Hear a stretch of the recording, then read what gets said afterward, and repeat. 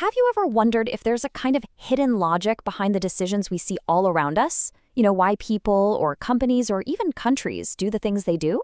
Well, it turns out there is, and it's called game theory. Today, we're going to pull back the curtain on this amazing framework that helps us see the strategic world in a whole new light. Let's dive in. Okay, let's start with a real-world puzzle. Think about this for a second. Why on earth would rival gas stations set up shop right across the street from each other? It seems totally backwards, right? You'd think they'd want to be as far apart as possible. Well, this isn't just a coincidence. It's actually a strategic move in a very real game that's being played. And game theory is what helps us crack the code. So, what is game theory, really? At its heart, it's the study of how we make decisions when the outcome isn't just up to us, it depends on what other people choose to do too. And that term, rational agents, that's just a fancy way of saying we're talking about people who are trying to get the best possible result for themselves. It's a lens for looking at pretty much any situation where your success is tied to someone else's move. To really break down any of these strategic situations, we just need to know the three key parts of the game. So let's take a look at what they are.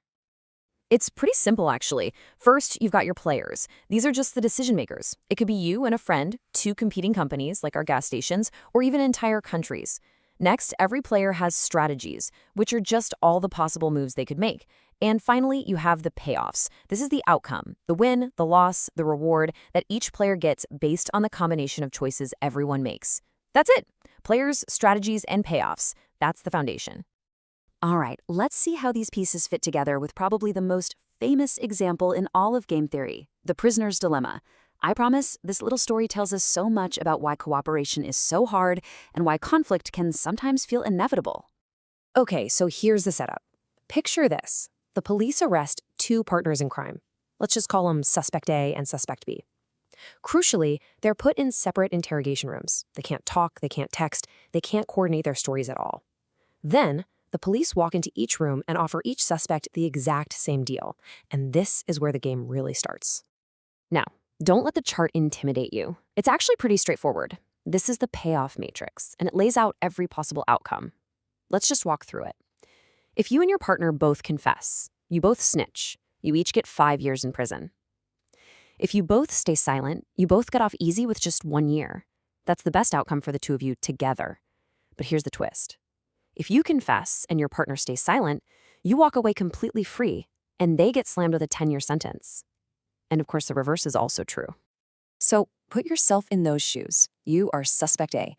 You're alone in that room. You have no idea what your partner in the other room is going to do. You have to make a choice. Do you trust them to keep their mouth shut, or do you confess to try and save your own skin? What's the smart move here? So here's the thing that's so fascinating, but also kind of brutal. The most logical choice for you is to confess. And since your partner is just as rational as you are, they're thinking the exact same thing, so they confess too. Just think it through from your perspective. If your partner confesses, your best move is to also confess, right? That way you get 5 years instead of 10. And if your partner stays silent, well, your best move is still to confess, because then you get 0 years instead of 1. You see, no matter what the other person does, you are always better off if you confess. And this outcome, where both prisoners end up confessing, is a perfect example of what's called a Nash equilibrium. It's a stable situation where once you're there, no single player can do any better by changing their strategy all by themselves. Since both prisoners figure this out on their own, they get locked into confessing, even though it leads to a worse outcome for both of them than if they just cooperated and stayed quiet. Okay, so this isn't just some brain teaser for make-believe prisoners. The logic of the prisoner's dilemma pops up everywhere, in all sorts of real-world situations, from how we do business to global politics, and even, believe it or not, to biology.